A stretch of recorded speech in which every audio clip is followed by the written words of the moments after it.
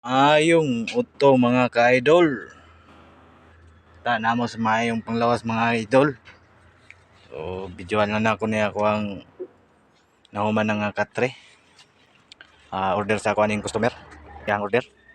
Nahuman na og katong yang request nga pabutangan og kaning kwan. Mga sekreto nga butanganan. Like butanganan sa mga alahas nga kung may kawatan dili basta-basta makita. So sir, okay na imong katre. So ako pong ipangitag paagi kung imong makita ning katre ha.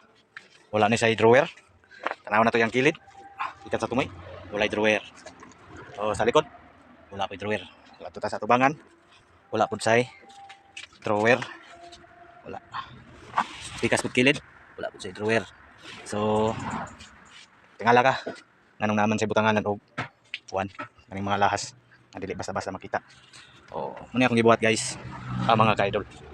Nara dre ang sekreto mga ka-idol. Kung imo na sang lantaon murag wala lang. Salog lang siya. Ako nang ipakita sa inyo. So unang yung buhaton kani. Paunin nyo ni. Okay.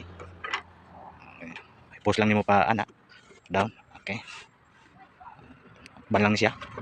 Okay na. Ano na yang sekreto nga butanganan. Pero dili lang na kay Maura. Naapagyoy lain nga. Napa na ay lain nga sekreto. Kita ka na ay lansang siya nga gamay. Kuhiton lang. Ito na yun siya. Okay. Kuhiton na. Malsa ni siya. Malsa ni siya. Na siya bangag dia. Okay. Pwede niya ibutang yang mga kayamanan dia. So kay di lang po na mao. Ato pa yung isulod ang ato ang camera. Okay. Ato ispatan. Okay. Imo na siya. Kung tanaw nimo murag wala lang. Okay. Walay bangag, walay siwang nakita.